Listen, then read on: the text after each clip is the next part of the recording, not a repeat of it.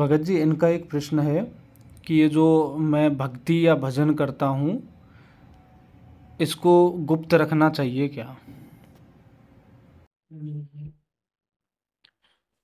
प्रेम से बोलिए सदगुरुदेव जी महाराज की जय। मेरे सदगुरुदेव महाराज ने इनका जवाब दिया था। पहले बहुत पहले प्रश्न पूछा है कि भक्ति भजन दोनों हैं, ये गुप्त रहती ही नहीं है, ये गुप्त रहती ही नहीं है।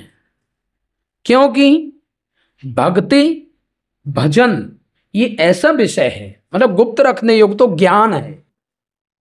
जो तत्व ज्ञान है ना, वो परम गोपनीय है। भगवान जी कहते हैं कि वे ज्ञान यदि ब्रह्मा और इंद्र का पद भी यदि कहीं मिलता हो तो इस मेरे ज्ञान के रहस्य को कदापि नहीं खोलना चाहिए। यदि जो मैं आपको ये माने ज्ञान विज्ञान सहित जो मैं तत्व ज्ञान दे रहा हूं, इसका रहस्य कभी भी मतलब बिना श्रद्धा के, बिना जिज्ञासा के, और जो मुझ में दोष दृष्टि रखता हो उसको कभी भी इसके कानों तक भी वह शब्द नहीं पहुंचना चाहिए। इसलिए परम गोपनीय रहस्य है, इसको दबाकर गुप्त रखना चाहिए। भगवान ये आदेश देता है। फिर जो वो ज्ञान मिल जाता है तो उस ज्ञान का क्या रहस्य, उसमें मिलता है डायरेक्ट भगवान। अब भगवान जब मिल जाएगा, यहां से भजन और भक्ति चालू होगा, यहां से भजन और भक्ति चालू होगा। अब भजन का भी एक विधान है, भजन माने क्या है और भक्ति माने क्या है। भक्ति और भजन, भजन को लोगों ने बना रखा है जो गा के सुना के जो कुछ मतलब गुणगान कर दिया जाता है उसे भजन कहते हैं। और वाई में दोनों को तर्क करके वाई ते भक्ति कह लेते हैं, वाई ते भजन कह लेते हैं। कभी उससे भक्ति कह देते हैं, कभी भजन कह देते हैं, पर भगवान ने ऐसा नहीं कहा। भज शब्द से ये मतलब ये अर्थ लगाया है कि भज सेवायाम भजनाम, मानी जब आप सेवा करोगे, भगवान के आदेश को निभाओगे, भगवान के कहे अनुसार चलेंगे, यही तो भजन है। तो ये गोपनीय कहां रहेगा? भगवान का जान के, भगवान की शरण होकर, भगवान का जो आदेश निर्देश हो उसी के अनुसार चलना, यही तो भजन है। कोई माला चटकाना या नाम स्मरण करना, ये जप तप करना, ये भजन थोड़ी है। असली भजन तो यही है कि भगवान को जान के, भगवान के कहे अनुसार अपने जीवन को, अपने शरीर को अंत श्वास तक उसकी सेवा में लगा दे, यही भजन है। भज सेवायाम दे भजन है, मानी भज सेवा की तरफ, भगवान उससे होगा प्रसन्न, वही तो भजन है। और उसके गुणानुवाद को गाना, उसकी आरती पूजा बंदगी प्रार्थना स्तुति को गुनगुनाना या याद करना या उसकी मतलब आरती पूजा करना, ये भक्ति है। तो ये दोनों कहां गोपनीय हैं? ये तो दोनों प्रत्यक्ष है ना। जान देखकर भगवान को जब भक्ति और सेवा किया जाता है, मानी भजन और भक्ति किया जाता है, उसे भगवान स्वीकार करता है। यदि भगवान के अनुसार आप कर रहे हो तो, और यदि भगवान के अनुसार नहीं कर रहे हैं, अविधि के अनुसार कर रहे हैं, मनमाने कर रहे हैं, तो वो भगवान को स्वीकार नहीं है। भगवान को अनन्य भक्ति चाहिए। अनन्य भक्ति में केवल एक परमात्मा परमेश्वर भगवान ही सर्वे सर्वा रहता है, उसी के आदेश निर्देश पर चलना ही भजन है। इसी को भक्ति और भजन कहते हैं। यदि आप लोग भगवान के अनुसार कर रहे हैं तो आपकी वे भक्ति भजन भगवान को स्वीकार है। जब भगवान को स्वीकार है तो आपके हाथ में मुक्ति अमरता भी है। और जब वे भगवान को स्वीकार ही नहीं है तो आप मनमाने हैं। इसलिए वे भक्ति और भजन दोनों ही अविधि है, अवैध है, अवैध है, भगवान उसे स्वीकार नहीं करता है। प्रेम से बोलिए सदगुरुदेव जी महाराज की। भगत जी, इनका प्रश्न है कि भगवान को कैसे भक्त सबसे प्रिय हैं और हम ऐसा क्या करें जिससे हम भगवान के अति प्रिय हो जाएं? भगवान के लिए भक्त क्यों प्रिय है और हम क्या करें जो हम भगवान के प्रिय बन जाएं, अति प्रिय बन जाएं। तो भगवत कृपा से भगवान जी का भक्त प्रिय क्यों है कि भक्त को भगवान के सिवा कुछ भी या धरती का अपना नहीं बनाता है। ये पूरे ब्रह्मांड में ब्रह्मलोक तक के जो उसके जितने भी भोग हैं, जितने भी वह सुख सुविधाएं हैं, उनको सबको भगवान के सामने कुछ नहीं समझता है। जब ऐसी धारणा भावना वाला जो कोई भक्त होता है वे भगवान को प्रिय होता है। इसलिए प्रिय होता है कि उसका दाता विधाता कर्ता भर्ता माता पिता गुरु सखा संबंधी जो कुछ भी संबंध है, आगे पीछे ऊपर नीचे जो भी कुछ है, एकमात्र उसका परमेश्वर रह जाता है। ऐसी धारणा भावना वाला अनन्य भक्त भगवान को प्रिय है। अब भगवान का प्रिय बनने के लिए पहले भगवान को जानना होगा, और जब तक हम भगवान को नहीं जानेंगे तब तक हमारी यदि श्रेष्ठ भी भक्त होगा उसकी ये धारणा भावना बनी नहीं पाएगी। क्योंकि भगवान को जानकर, भगवान को पहचानकर, भगवान को समझकर फिर उसके बाद में ये दोनों चीज तैयार होगा, अनन्य भक्ति या अन्य भक्ति। जब भगवान नहीं मिलता है तो उससे पहले भक्ति अनन्य नहीं होती है। हम भी करते थे भक्ति कृष्ण जी को इष्ट देव समझ के, परंतु भैरव बाबा भी भगवान, तो प्रेत बाबा भी भगवान, तो माता भी भगवान, तो पिता भी भगवान, तो गुरु जी भी भगवान, तो संत भगवान, तो सब जगह ही भगवान, तो कण कण में भगवान। अब वे अनन्य कहाँ रहा?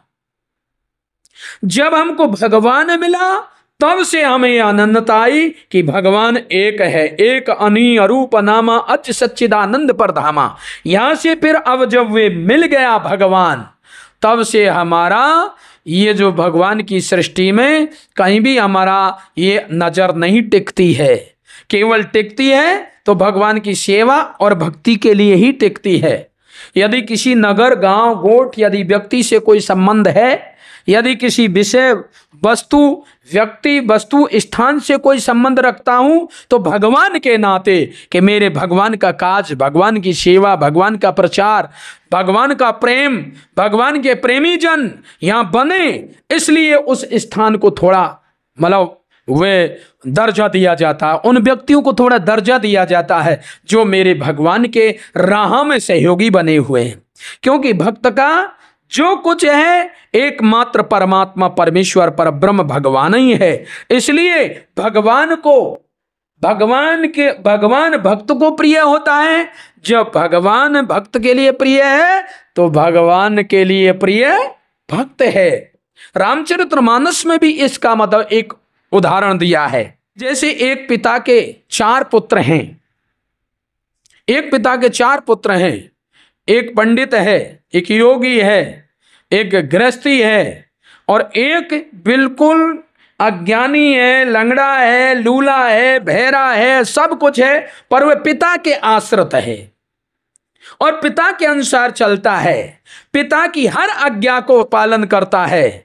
तो जैसे उन 4 पुत्रों में से जो पिता के आश्रित रहता है वे पिता को हर हमेशा प्यारा लगता है, वो सुपूत में होता है, सुपुत्र स्वीकार किया जाता है। तो जैसे उस पिता का उससे प्रेम होता है, ऐसे ही भक्त जो भगवान को सर्वे सर्वा स्वीकार करते हुए, भगवान को ही अपना आधार मानते हुए, भगवान को ही अपना पिता माता भाई बंधु सब संबंध उसी से रखने वाला, उसी की सेवा भक्ति में, उसी के शब्द से हमेशा अपने आजीवन मानी अंतिम श्वास तक उस पर टिका रहता है, भगवत सेवा में, भगवत भक्ति में, भगवत भजन में, वे भगवान के लिए अति प्रिय होता है। इसलिए अर्जुन से भी कहा था, हे अर्जुन मेरे लिए तू अति प्रिय है, इसलिए मैं तुझसे बड़े हितकारी वचन कह रहा हूं, तू मेरा ही दास बन, तू मेरा ही सेवक बन, तू मेरे लिए प्रणाम कर, तू मुझ में ही मन लगाने वाला हो, तू मुझ में ही आत्मसमर्पण कर। ऐसा करने से तू निसंदेह भव से पार हो जाएगा, क्योंकि तू मेरा अति प्रिय है। तो अति प्रिय बनने के लिए भगवान का होना होगा अनन्य भाव से। और भगवान को प्रिय कब होगा? जब आप अनन्य भक्ति प्राप्त करोगे, अनन्य भगत बनोगे। प्रेम से बोलिए सद्गुरुदेव जी महाराज की। भगत जी, इनका प्रश्न है कि मैं हनुमान जी की पूजा पाठ ज़्यादा करता हूँ, मुझे यही पता नहीं है कि हनुमान जी वास्तव में हैं कौन। कोई उनको भक्त कहता है, तो कोई उनको देवता कहता है, तो कोई उनको भगवान का अवतार मानता है, तो मैं क्या मानूं? ये विषय भी भगवान के ही विधान से समझ में आया था। नहीं तो पहले देवता कोई भक्त, भक्त कोई भगवान, भगवान कोई भक्त, ये नाना प्रकार की भ्रांति हम में भी थी। क्योंकि देवताओं के बारे में नहीं जानते, भगवान के बारे में नहीं जानते, तो भक्त के बारे में क्या जानेंगे। कोई हनुमान ते देवता कह दे तो बहुत अच्छी बात, कोई बाबा कह देता, हनुमान बाबा भी कह देता तो वो भी स्वीकार। कोई हनुमान ते भक्त कहता, तो भक्त तो खास तौर से मैंने कम सुना था वह जीवन में, वह जीवन में भक्त कम सुना था। पर मैंने सुना था अधिकांश देवता मानते, बहुत लोग तो अवतार ही मानते थे। कलयुग में बोलो भगवान का अवतार हनुमान ही है, परंतु ये ऐसा नहीं है, ये भ्रांतियां थी।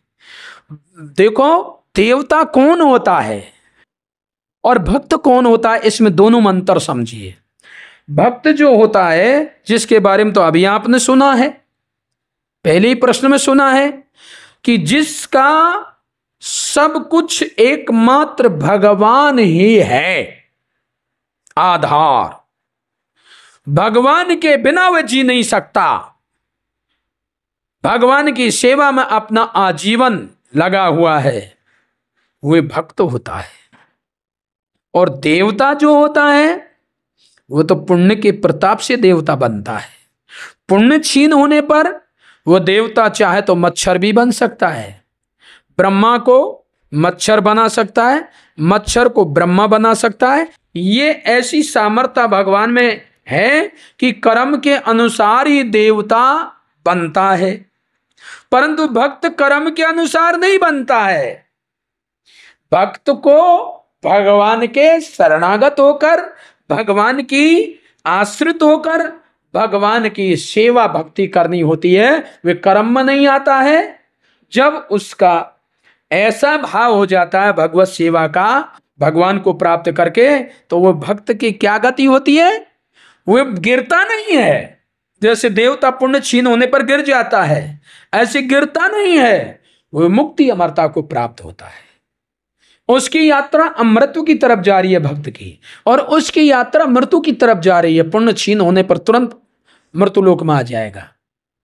मानी कर्म वालों की जो गति हो रही है, जो उनका जो पैर बढ़ रहा है वो मृत्यु की तरफ जा रहा है, पर भक्त का जब पैर बढ़ रहा है तो अमृत्यु की तरफ जा रहा है। दोनों में ये अंतर है। इसलिए भक्त को कभी देवता नहीं कहना चाहिए और देवता को कभी भक्त नहीं मानना चाहिए। दोनों में बहुत बड़ा अंतर है। एक का पतन हो रहा है, गिर रहा है, स्वर्ग स्वल्प अंत दुखदाई, और एक यह है कि यद गत्वाम न निर्वर्तन्ते तद्धाम परम मम, मानी उसमें गया हुआ जीव पुनर्वापस नहीं आ रहा है। और एक का मतलब देवलोक क्या ब्रह्मलोक से भी पुनर्वापस आ रहा है। तो इसलिए भक्त और देवता में यह अंतर होता है। हनुमान भक्त है, देवता नहीं। हनुमान क्या है? भक्त है, देवता नहीं।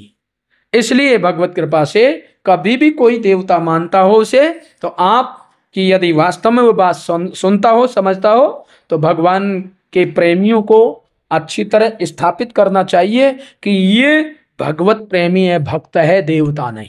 और देवता और भक्त का दोनों का अंतर बताकर उनका समाधान देना चाहिए।